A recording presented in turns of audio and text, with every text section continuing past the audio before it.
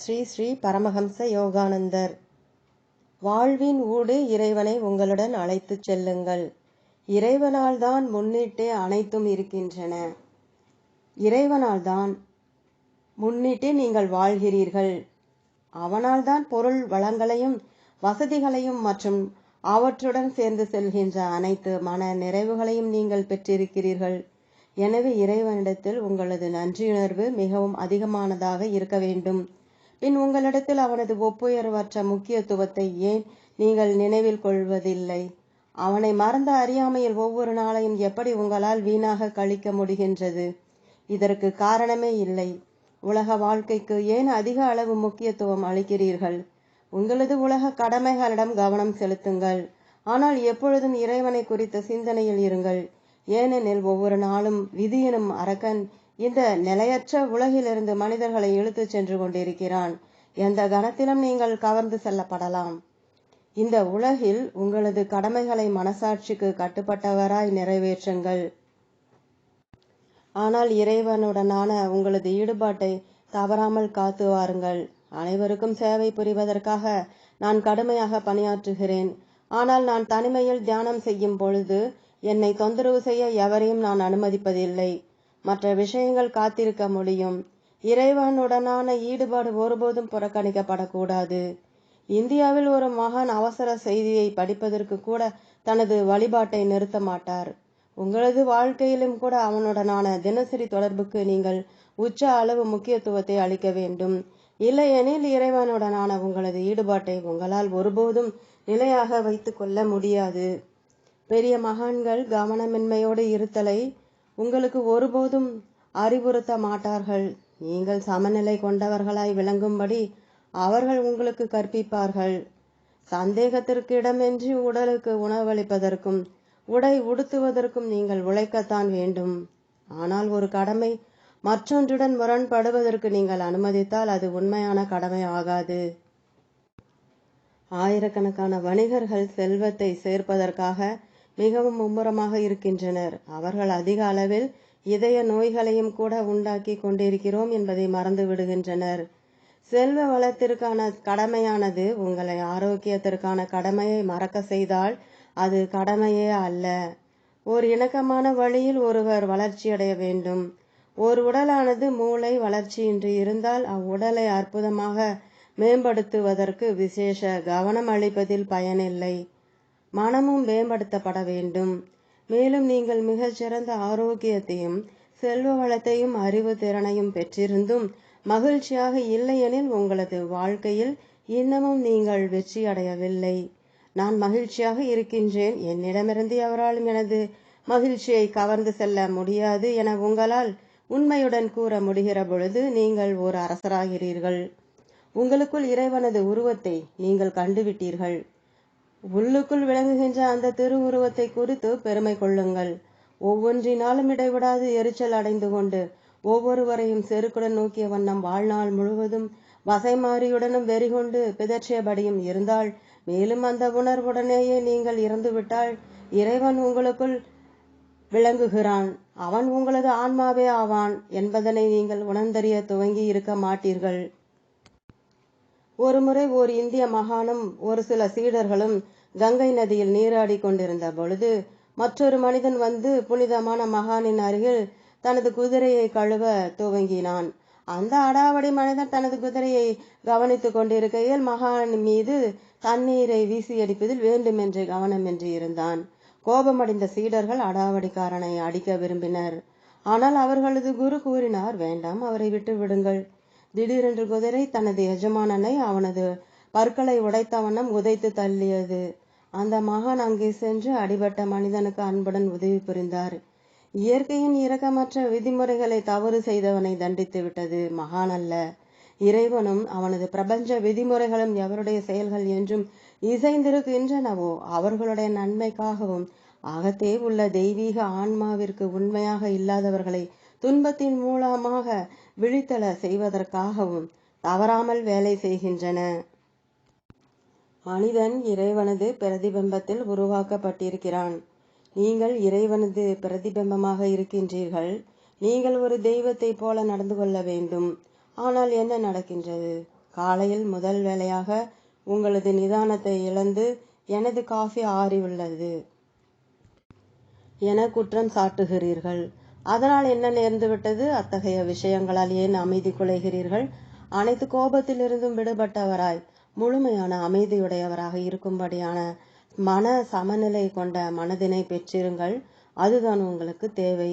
எவரும் அல்லது எதுவும் உங்களுடைய அமைதியை இழக்க செய்ய அனுமதிக்காதீர்கள்.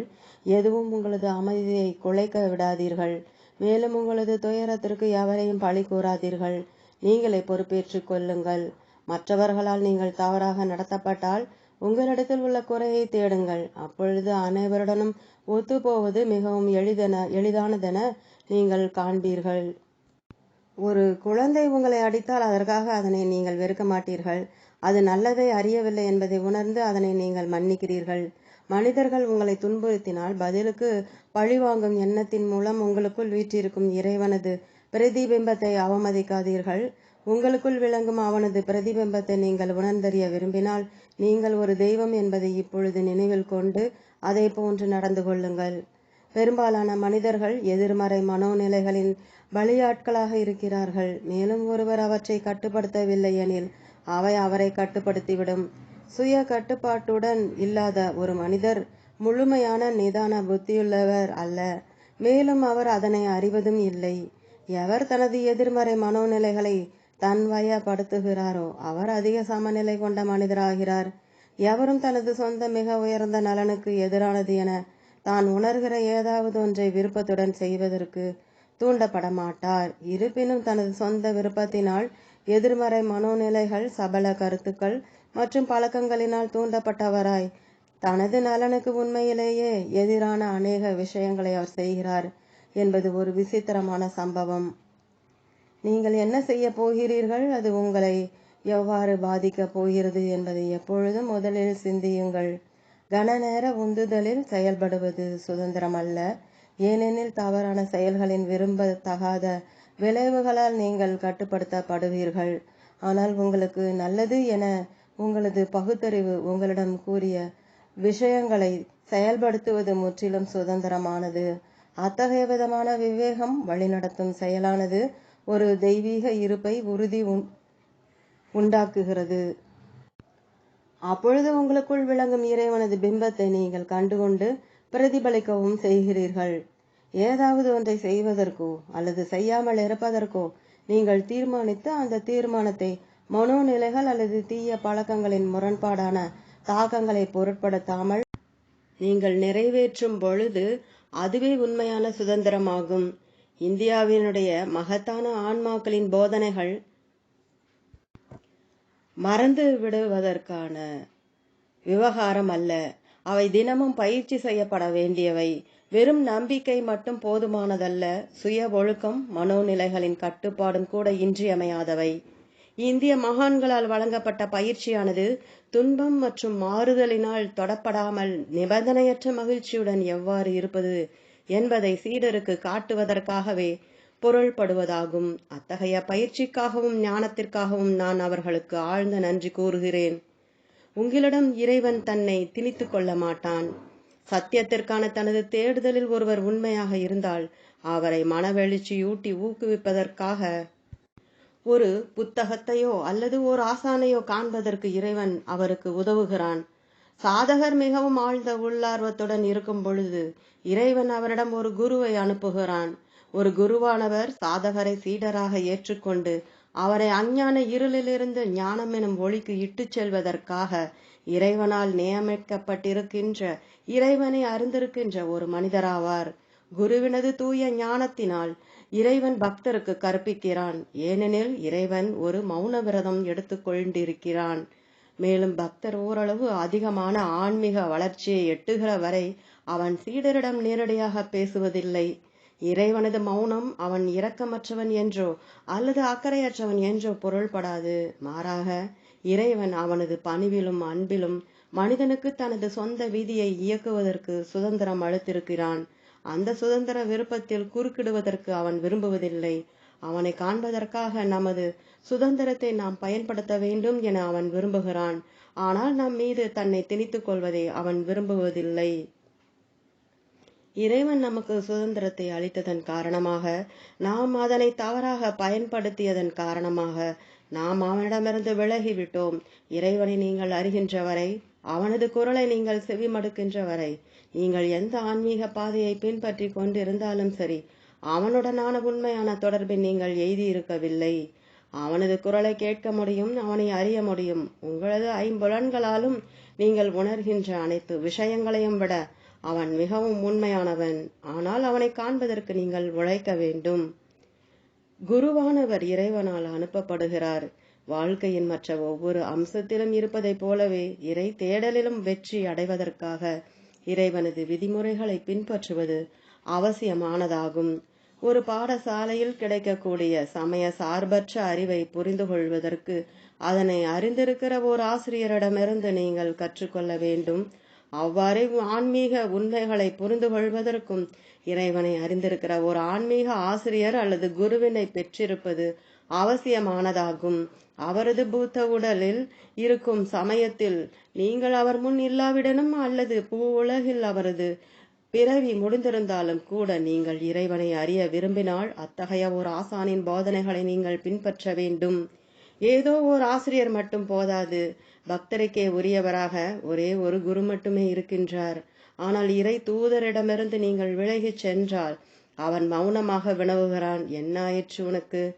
தெய்வீக ஆன்ம விஞ்ஞானத்தை நீ கற்றுக்கொள்ள உதவுவதற்காக நான் அனுப்பியிருக்கும் ஒருவரை விட்டு மடத்தனமாக ஏன் பிரிந்து சென்றாய்?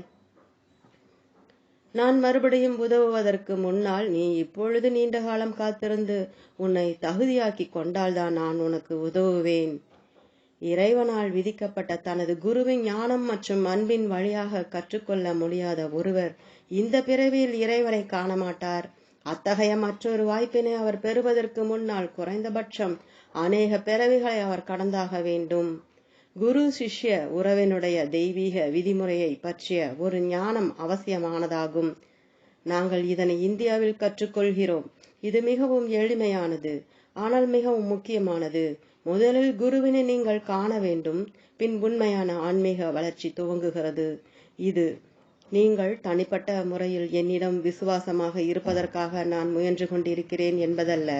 ஓர் உண்மையை மட்டுமே நான் குறிப்பிடுகிறேன். உங்களுக்கு இறைவன் தேவையெனில் உங்களுக்கு உதவுவதற்காக இறைவனை அனுப்பியிருக்கும் ஒருவரிடம் நீங்கள் விசுவாசமாக இருக்க வேண்டும்.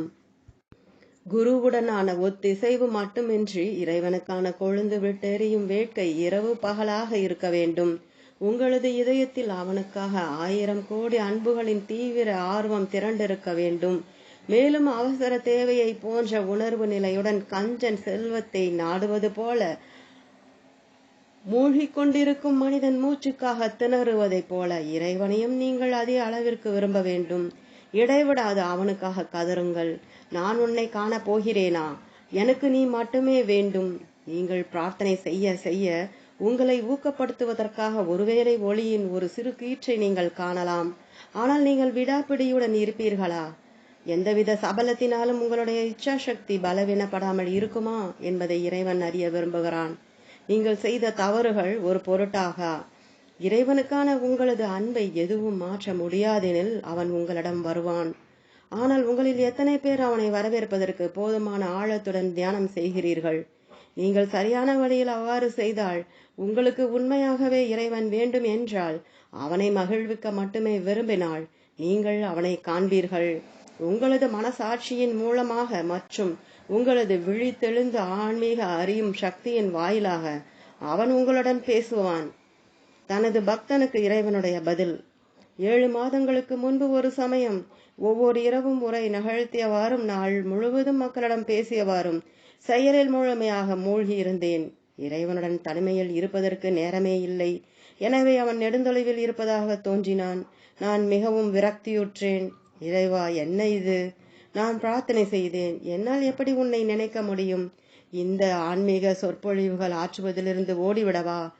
நான் அவனை பற்றி மட்டுமே சிந்திப்பதற்காக அனைத்தையும் விட்டுவிட வேண்டும் என அவன் விரும்புகிறானா என எப்பொழுதும் நான் அவனை கேட்கிறேன். நீ என்னை என்ன செய்கிறாய் என்பதை பற்றி எனக்கு அக்கறை இல்லை. மனிதர்கள் பணத்திற்காகவும் பெண்களுக்காகவும் அழிந்து போயிருக்கிறார்கள். உனக்காக நான் அழிந்து விட்டாலும் கூட நான் கவலைப்பட மாட்டேன் என் இறைவா. ஆனால் நீ என்னுடன் இங்கே இருக்கிறாய் என்பதை நான் அறிய வேண்டும். நான் உன்னை எப்படி காண முடியும்? நீ இன்றி நான் எப்படி தொடர்ந்து செயல்பட முடியும்? நான் பணியாற்ற விரும்புகிறேன். நான் மக்களுக்கு உதவுவதற்கு விரும்புகிறேன். ஆனால் உன்னை இழப்பதை விளையாக தந்து அல்ல. இறைவா, உனது பணியில் உனக்கு சேவை புரிவதே எனது ஒரே எண்ணமாக இருந்து வந்திருக்கிறது. எனவே எப்பொழுதாவது ஒரு தடவை உனது தொடர்பை இழந்து விட்டதாக நான் ஏன் உணர்கிறேன்? இவ்வாறு நான் தொடர்ந்து பிரார்த்தனை செய்து கொண்டும் அவனுக்காக கதறிக்கொண்டும் இருந்த போது எனது முழு ஆன்மாவும் மூளையும் ஏக்கத்தில் வெடித்துவிடப் போவதாக நான் உணர்ந்தேன். அவன் பதிலளிக்கும் வரை நான் கைவிட மறுத்த போது மிகவும் அற்புதமான பதில் வந்தது.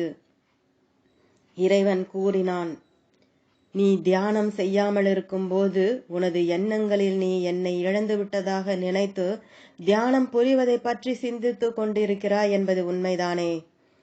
நீ தியானம் செய்த போது என்னை பற்றி நினைத்தாய். தியானம் செய்யாத போது என்னை இழந்து விட்டதாக உணர்ந்தாய். எனவே என்னை பற்றிய எண்ணமே எப்பொழுதும் மேலோங்கி இருந்தது. அன்றைய தினத்திலிருந்து 7 மாதங்களுக்கு நான் பரவச நிலையை பெற்றிருந்தேன். ஆன்மீக சொற்பொழிவுகளை நான் தொடர்ந்து நடத்துகையில் மக்களுடன் பேசிக் கொண்டிருந்த பொழுதும் அல்லது மற்றபடி வேலை செய்து கொண்டிருந்த பொழுதும் கூட இறை தொடர்பின் அந்த பேரானந்தத்தை ஒவ்வொரு நிமிடமும் நான் உணர்ந்து வந்தேன். இந்த தெய்வீக நிலை இந்த பல மாதங்களாக என்னை விட்டு அகலவில்லை. நான் என்ன செய்து கொண்டிருந்தாலும் சரி, எனது மனமாகிய திசை காட்டும் கருவியின் முள் எப்பொழுதும் இறைவனை நோக்கிய வண்ணமாகவே இருப்பதை நான் காண்கிறேன். பக்தனது உணர்வு நிலை அத்தகையதுதான். அவனது பதிலை நீங்கள் பெறும் வரை இதை போன்றே நீங்கள் பிரார்த்தனை செய்ய வேண்டும். அவன் எனக்கு பதில் அளித்தது போலவே உங்களுக்கும் அவன் பதில் அளிப்பான். உங்களது உணர்வு நிலையில் இடைவிடாவது ஏதாவது ஒரு குறிப்பிட்ட விருப்பம் எப்பொழுதும் ஒழிந்து கொண்டிருக்கிறது. உங்களது மனத்தில் மேலோங்கி என்ன இருக்கிறது என்பதை கண்டுபிடியுங்கள். அது உங்களது உடல்நிலையா அல்லது பணமா அல்லது அன்பா? ஒருவேளை உங்களது உடல்நிலை நன்றாக இல்லாமல் இருந்து உங்களது மன பின்னணியில் ஓர் இடைவிடாத ஏக்கம் இருக்கலாம். இறைவா, நான் மட்டும் மீண்டும் ஆரோக்கியமாக இருக்க முடிந்தால் அதே வகையில் இறைவனுக்காக நீங்கள் ஏன் இயங்கக்கூடாது? அவன் உங்களுடன் எப்பொழுதும் இருப்பதையும் உங்களது மிக பெரிய தேவையாக இருப்பதையும் நினைவில் வைத்துக் கொண்டிருப்பதன் மூலம் உங்களது மனதில் இறைவனை நீங்கள் மேலோங்கிய இடத்தில் வைத்திருக்க முடியும். இந்தியாவில் இறைவனை நினைப்பது மிகவும் எளிது. ஏனெனில் அங்கு அனைவரும் அவனை பற்றி பேசுகின்றனர். அடக்கத்துடன் இருந்து இறைவனிடம் அன்பு செலுத்துகின்றவர் அனைவரிடம் மிக உயர்ந்தவர் ஆவார். நியாயவாதம் புரிந்து இறைவனுக்காக உங்களிடம் நேரமில்லை என கூறுவது எளிதானது. ஆனால் உங்களது இதயத்திலும் உங்களது மனதின் பின்னணியிலும் இடையராது எப்பொழுதும் உங்களால் பிரார்த்தனை செய்ய இயலும். உன்னை வெளிப்படுத்து, என்னிடம் வா, நீயே என் வாழ்வு. நீங்கள் செய்து கொண்டிருப்பது எதுவாய் இருப்பினும் இந்த எண்ணங்களை விடாது பற்றி கொள்ளுங்கள். ஒரு பிரச்சனையுடன் போராடி கொண்டிருந்தாலும் சரி அல்லது சில சாதனைகளை குறித்து மகிழ்ந்து கொண்டிருந்தாலும் சரி, உங்களது மனதின் பின்னணியில் இறைவன் இடையராது வீற்றிருக்கட்டும். உன்னை மட்டுமே நான் நேசிக்கிறேன், உன்னை மட்டுமே நான் தேடுகிறேன், உன்னை வெளிப்படுத்து. அப்பொழுது இறைவன் உங்களிடம் வருவான். எண்ணங்கள் தேன்கூட்டை போன்றது. இறைவனை குறித்த அன்பு தேனாகும். நீங்கள் இறையன்பில் உண்மையிலேயே மனப்பூர்வமாக இருந்தால் உங்களது எண்ணங்கள் எனும் தேன்கூட்டிலிருந்து உங்களது பக்தி எனும் தேனை அருந்துவதற்கு இறைவன் வருகை புரிவான். இறைவனே நமது இலக்கு. இறைவனுக்கான விருப்பம் தானாக வருவதில்லை, அது வளர்க்கப்பட வேண்டும். மேலும் அந்த விருப்பம் இல்லாமல் வாழ்க்கைக்கு அர்த்தமே இல்லை. நீங்கள் உறங்கும் பொழுது இந்த உலகத்திற்கு, உங்களது குடும்பத்திற்கு, உங்களது பெயர் ஆகிய அனைத்துக்குமே நீங்கள் பிரியாவிடை அளிக்க வேண்டியிருக்கும் என்பது உங்களுக்கு தெரியாது. உங்களுடைய தேகம் மறந்து விடப்படும். நீங்கள் எப்பொழுது உலகத்திற்கு ஒரு நிரந்தரமான பிரியாவிடை கூற வேண்டி வரும் என உங்களுக்கு தெரியாது. இங்கு ஒரு சிறிது காலத்திற்கு இடை நிறுத்தம் செய்துள்ள ஒரு பிரயாணத்தில் இருப்பவர் நீங்கள். வாழ்க்கை என்பது கடந்து சென்று கொண்டிருக்கிற ஒரு மிகப்பெரிய பயண ஊர்தியை போன்றது. இந்த பிரயாணத்தின் நோக்கத்தையும் அதன் இலக்கையும் அறிவதே உங்களது முதல் ஆர்வமாக இருக்க வேண்டும். அந்த இலக்கு இறைவனே, அது வேறு எதுவாகவும் இருக்க முடியாது. அவனுக்காக வாழ்கின்ற, அவனில் இறக்கின்ற பக்தனிடம் இறைவன் வருகிறான். அவன் அந்த ஆன்மாவை தொட்டு கூறுகிறான், ஏன் குழந்தாய், எழுந்திரு, நீ வெறும் கனவு கண்டு கொண்டிருக்கிறாய். மரணம் உன்னை தீண்டவே இல்லை. அப்பொழுது அனைத்து உலகியல் அனுபவங்களும் தனது உண்மையான ஆண்மை இயல்பை தனக்கு கற்பிப்பதற்காகவே அன்றி கொடுமைப்படுத்துவதற்காக அல்ல என்பதை பக்தன் அறிகிறான். ஆன்மா எரிக்கப்பட முடியாதது. அது மூழ்கடிக்கப்படவோ அல்லது குத்தப்படவோ அல்லது சிதறடிக்கப்படவோ முடியாதது. பக்தன் உணர்ந்தறிகிறான், நான் உடலல்ல, நான் உருவமற்றவன், நான் பேரானந்தமே. ஒவ்வொரு காலையும் நீங்கள் விழித்தெழும் பொழுது இந்த உண்மையை நினைவுபடுத்திக் கொள்ளுங்கள். எனது ஆன்மாவின் அகக்காட்சி நின்று நான் இப்போதுதான் வெளிவந்து கொண்டிருக்கிறேன். நான் உடலல்ல, நான் கண்ணுக்கு புலனாகாதவன். நான் பேரானந்தம், நான் பேரொளி, நான் பேரறிவு, நான் பேரன்பு. இந்த பூ உலக வாழ்க்கையை கனவு கண்டு கொண்டிருக்கிற இந்த கனவு உடலில் நான் உரைகின்றேன். ஆனால் நான் என்றுமே சாசுவதமான பரம்பொருள். கட்டுப்படுத்தப்பட்ட மனம் வலியை குறைக்கின்றது. உடல் ரீதியாகவோ அல்லது மன ரீதியாகவோ நீங்கள் துன்பத்தில் இருக்கும் பொழுதெல்லாம் இந்த ஆன்மீக உணர்வு நிலையை பயிற்சி செய்யுங்கள். உறக்கத்தின் பொழுது நீ ஓர் உடைந்து போன எலும்பை கூட நீங்கள் உணர்வதில்லை. மேலும் விழிப்பு நிலையில் நன்கு கட்டுப்படுத்தப்பட்ட மனத்தினை நீங்கள் வைத்துக் கொண்டிருந்தால் நீங்கள் அனுபவிக்கின்ற எவ்வித வலியினுடைய 4/3 பாகமும் அதை போன்றே மறைந்துவிடும். ஏனெனில் மனத்தின் வாயிலாக தவிர வலிக்கும் உடலுக்கும் இடையே எந்த சம்பந்தமும் கிடையாது. அறிமுகமில்லாத ஒருவர் காயப்படும் பொழுது அவர் உங்களது சகோதரராக இருந்தால் நீங்கள் எவ்வளவு கவலைப்படுவீர்களோ அந்த அளவிற்கு கவலை கொள்வதில்லை. ஒரு தாய் தனது குழந்தையை துன்பப்படுத்துவதை பார்க்கும் பொழுது மற்றொரு குழந்தை துன்பப்படுகையில் உணர்வதை விட மிக அதிக அளவில் வலியை உணர்கிறாள்.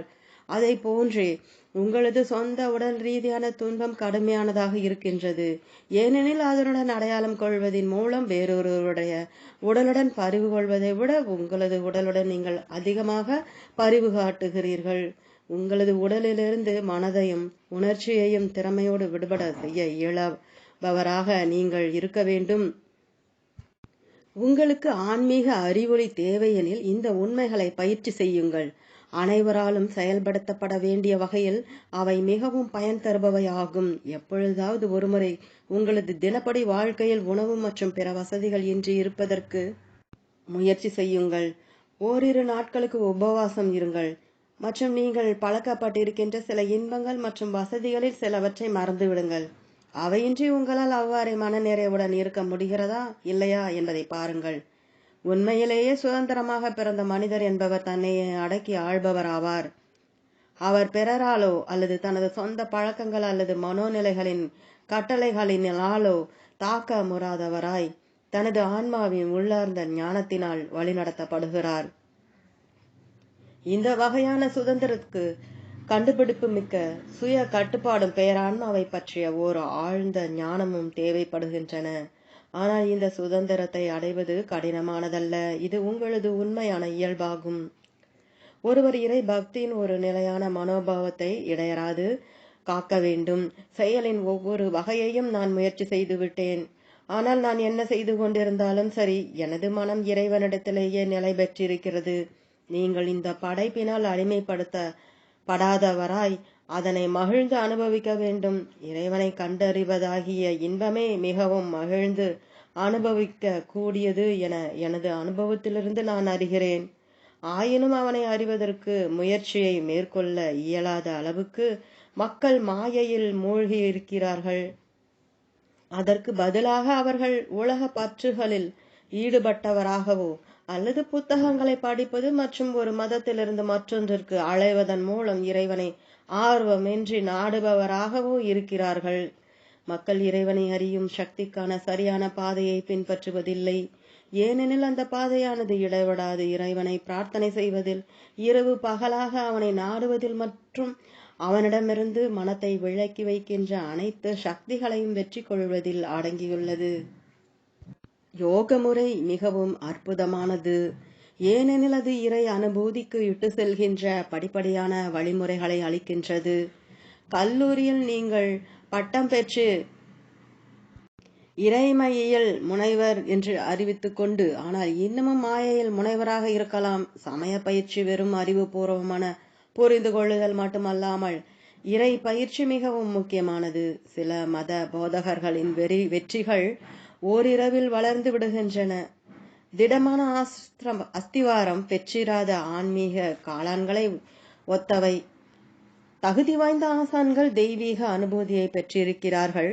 மேலும் இறைவன் மற்றும் இறை அனுபூதி பெற்ற அவர்களது குரு ஆகியோரின் அருளாசைகளால் வழிநடத்தப்படுகின்றனர். உங்களது சொந்த ஆன்மாவை நீங்கள் காப்பாற்றி இருந்தால் தவிர மற்றவர்களது ஆன்மாக்களை உங்களால் காப்பாற்ற இயலாது.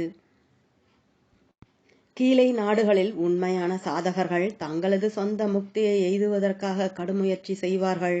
மேலும் மற்றவர்களை காப்பாற்றுவதற்காக மதமாற்றம் செய்ய மாட்டார்கள். மேற்கில் அநேக ஆசிரியர்கள் தங்களது சொந்த ஆன்மாவை முதலில் காப்பாற்றிக் கொள்ளாது மற்றவர்களது ஆன்மாக்களை காப்பாற்ற விளைகின்றனர். அத்தகைய ஒருவரை நான் சந்தித்தேன். அவர் எல்லா வகையிலும் உடல் சார்ந்த ஆசைகளை கொண்ட மனிதராக இருந்தார். ஆயினும் ஒரு மத போதகராக ஒரு மிகப்பெரிய பின்பற்றும் கூட்டத்தை பெற்றிருந்தார். அவர் எதை போன்று இருக்கவில்லையோ அதை போன்று இருப்பதாக போலியாக நடித்து கொண்டிருந்தார். அதாவது ஒரு ஆழ்ந்த ஆன்மீக மனிதராக. நான் இந்தியாவில் பிறந்த காரணத்தால் அவர் என்னை ஒரு மாற்று மதத்தினன் என்று கருதியபடி தன்னையே ஒரு நல்ல கிறிஸ்தவனாக நம்பிக்கொண்டு அதனால் சத்தியத்தை குறித்த எதையும் நான் அறியவில்லை என எனக்கு கூறுவதை தனது கடமையாக அவர் உணர்ந்தார். ஆனால் அவர் பரவச நிலைக்கு சென்று இறைவனுடன் தொடர்பு கொண்ட பொழுது எத்தகைய அனுபவத்தை அவர் பெற்றார் என நான் அவரை வினவிய பொழுது அவரால் பதிலளிக்க முடியவில்லை. அவருடைய மகத்துவமும் அவருக்கு அளிக்கப்பட்ட முகஸ்துதியை போன்றே மேலோட்டமாகவே இருந்தது. பின்பு நான் அவருக்கு பதிலடி கொடுத்தேன். இறைவன் மற்றும் உங்களது ஆன்மாவின் உண்மையான இயல்பு ஆகியவை குறித்த உங்களது அனுபவம் மிகவும் வரம்புக்குட்பட்டதாயிருக்கின்றது. ஏனெனில் ஆன்மீக ரீதியாக அதிகம் வளர்ச்சியுற முடியாத வகையில் புலன்களுடன் நீங்கள் அதிகமாக ஐக்கியம் கொண்டிருக்கிறீர்கள். பின்பற்றுகிற அநேகரின் முகஸ்துதி ஒருவரது அனுபூதியின் அளவீடு ஆகாது. பிறர் உங்களை மகத்தானவர் என்று கூறுவதால் நீங்கள் அவ்வாறு ஆகிவிட மாட்டீர்கள். அத்தகைய முகஸ்துதி நேர்மையற்றதும் அர்த்தமற்றதும் ஆகும். உங்களது சொந்த தகுதியினால் ஈர்க்கப்பட்ட உண்மையான அன்பை மனிதர்களிடமிருந்து பெறுவதில் நீங்கள் கவனம் செலுத்தினால் முகஸ்துதிக்காக நீங்கள் ஒருபோதும் மீண்டும் தாழ்ச்சியுற மாட்டீர்கள். நீங்கள் அதன் ஊடாக உண்மை நிலையை காண்பீர்கள். முகஸ்துதி விஷத்தன்மையை கொண்டது. ஏனெனில் அது உண்மையின் உருக்குலைவாகவும் அதனால் தவறாக வழிகாட்டுவதாகவும் இருக்கும். முகஸ்துதி செய்யும் உங்களது குழுவினால் நீங்கள் இன்புறுகிற வரை நீங்கள் உண்மையான நண்பர்களை பெற்றிருக்க மாட்டீர்கள். என்னிடமிருந்து முகஸ்துதியை எதிர்பார்க்கின்ற சிலர் இருக்கின்றனர். ஆனால் ஒருபோதும் அதனை நான் அளிப்பதில்லை. மாயையில் உழல்பவராயிருந்தாலும் கூட அனைவரிடத்திலும் நான் காண்கின்ற இறைவனுக்கு என்னால் நேர்மையற்று இருக்க முடியாது. உங்களது உண்மையான ஆன்ம இயல்பிற்கு ஏற்றவாறு நீங்கள் நடந்து கொண்டு வருகிறீர்கள் என்பதை காண ஒவ்வொரு நாளும் உங்களை சோதித்துக் கொள்ளுங்கள். இறைவன் உங்களது பிரார்த்தனைகளை செவிமடுக்கவில்லை என்றோ அல்லது உங்களது கடும் முயற்சியை பற்றி அவன் உணரவில்லை என்றோ எண்ணிக்கொண்டு உங்களது முயற்சிகளில் ஊக்கமிழக்காதீர்கள். குருமார்கள், மகான்கள் ஆகியோருடைய வாழ்க்கைகளை நீங்கள் படித்து பார்த்தால் நீங்கள் பெற்றிருப்பதை காட்டிலும் மிக அதிகமான தொல்லைகளை அவர்கள் பெற்றிருந்தனர் என்பதை காண்பீர்கள். அவர்கள் தங்களை மட்டுமே வெற்றி கொள்ள வேண்டி இருக்கவில்லை, பிறரது பிரச்சனைகளுக்கும் கூட அவர்கள் பொறுப்பேற்றுக் கொள்ள வேண்டியிருந்தது. குருவிடம் வருகின்ற ஒவ்வொருவரும் தன்னை மட்டுமே குரு காக்க வேண்டி இருக்கிறது என எண்ணுகிறார்கள். முன்கூட்டியே கருதியுள்ள தனது சொந்த ஆசைகளுக்கு ஏற்றவாறு குரு பதிலளிக்க வேண்டும் என அவர் விரும்புகிறார். அத்துடன் கூட இந்த நாட்டில் ஒரு ஆன்மீக நிறுவனமும் ஆதரவு காட்டும் சீடர்களின் செலவினங்களும் ஆன்மீக போதகர் காசோலை எழுதுகிற ஒரு இயந்திரமாகவும் கூட இருக்க வேண்டிய வகையில் உள்ளன. ஆனால் இறைவன் என்ன செய்ய வேண்டும் என்பதற்காக என்னை இங்கு வரவழைத்திருக்கின்றானோ அதனை நிறைவேற்ற எனக்கு உதவி புரிவதற்காக அவன் அனுப்பியுள்ள புரிந்து கொள்ளும் ஆன்மாக்களின் வாயிலாக அவன் எனக்கு அருளாசி வழங்கினான். இறைவனை அறிந்திருப்பவர்களை பின்பற்றுங்கள். இறைவனை அறிந்திருப்பவர்களால் கண்டுணரப்பட்ட ஆன்மீக பாதைகளை பின்பற்றுங்கள். சமய சாத்திர நூல்களின் கண்மூடித்தனமான பாதைகளில் நீங்கள் பயணம் செய்வதை விட நான் உங்களுக்கு சொல்லிக் கொண்டிருக்கும் வழிமுறைகளை நீங்கள் பயிற்சி செய்தால் அதிவேகமாக நீங்கள் இறைவனை அடைவீர்கள். இறைவனை காண்பதில் இந்தியா நிபுணத்துவம் படைத்துள்ளது. அதன் மகத்தான குருமார்களை நீங்கள் உண்மையுடன் பின்தொடர்ந்தால் மிகவும் விரைவாக நீங்கள் இலக்கை அடைவீர்கள். எனது ஆரம்பகால தேடுதலில் நான் அனைத்து வழிமுறைகளையும் முயற்சி செய்தேன். எது வேகமானது என்பதை நான் அறிவேன். ஒருவர் என்னிடம் கூறினார், ஒவ்வொருவரும் தனது பாதையை மிகச் சிறந்தது என கோருகின்றனர். நான் எவ்வாறு அறிந்து கொள்வது? நான் கூறினேன், அவற்றை பரிசோதியுங்கள். நீரை சுவைப்பதன் மூலமாக மட்டுமே உங்களது தாகத்தை அது தணிக்குமா என உங்களால் கூற இயலும். நீரை குறித்து பகுத்தாராய்வது அதனை செய்யாது. இறைவன் உங்களை வழிநடத்துமாறு பிரார்த்தனை செய்யுங்கள். நீங்கள் உளமார்ந்து இருந்தால் உங்களுக்கான சரியான வழியை இறைவன் காண்பிப்பான். எனவே அன்பானவர்களே, நினைவில் கொள்ளுங்கள், இரவு பகலாக இறைவனை தேடுங்கள். எதிர்மறை மனோநிலைகள் அல்லது பழக்கங்களினால் கட்டுப்படுத்தப்படாதவராய் இருங்கள். ஆனால் எப்பொழுதும் சரியான காரியத்தை செய்வதற்கு மட்டுமே உங்களது சுதந்திர விருப்ப தேர்வை ஃப்ரீவில் பயன்படுத்துங்கள். நீங்கள் என்ன செய்து கொண்டிருந்தாலும் சரி, பரவாயில்லை. எல்லா நேரங்களிலும் மனதளவில் இறைவனுடன் பிரார்த்தியுங்கள். கவனக்குறைவுடன் இருக்காதீர்கள். மன ஒருமுக பாட்டுடன் செயல்களை செய்யுங்கள். ஆனால் உங்களது மனத்தின் பின்னணியில் எப்பொழுதும், இறைவா, உன்னை வெளிப்படுத்து, என்னிடம் வா, உனது அன்பே அனைத்தையும் நிறைவு செய்வதாய் உள்ளது, எனக்கு நீ மட்டுமே வேண்டும் என அவனை அழைத்த வண்ணம் இருங்கள். மேலும் இரவில் தியானம் செய்யுங்கள். தியான உத்திகளை பயிற்சி செய்யுங்கள். அப்பொழுது இறைவனை காண்பதில் நீங்கள் தோல்வியுற முடியாது. என்னுடன் உறுதி தீர்மானம் எடுத்துக்கொள்ளுங்கள். ஓ இறைவா, மாயையின் உறக்கத்தில் வீழாமல் உன்னில் விழிப்புற்றவராய் நிலைத்திருப்பதற்காகவும் நீங்கள் எங்களது எடுத்துக்காட்டின் வாயிலாக மற்றவர்கள் உனது ராஜ்யத்தினுள் வருவதற்காக உதவுவதற்காகவும் நாங்கள் உன்னை காணும் வரை எங்களது மனங்களின் பின்னணியில் இடைவிடாது உன்னிடம் பிரார்த்தனை செய்வதற்காக ஒவ்வொரு முயற்சியையும் மேற்கொள்ளுவதற்கும் ஒரு பவித்திரமான உறுதிமொழியை நாங்கள் எடுத்துக்கொள்கிறோம். தெய்வ தந்தையே, உன்னை காண்பதற்கு எங்களுக்கு உதவி புரியவும், ஏனெனில் நீ எங்களுக்கு சொந்தமானவன். ஓம். தொடரும்.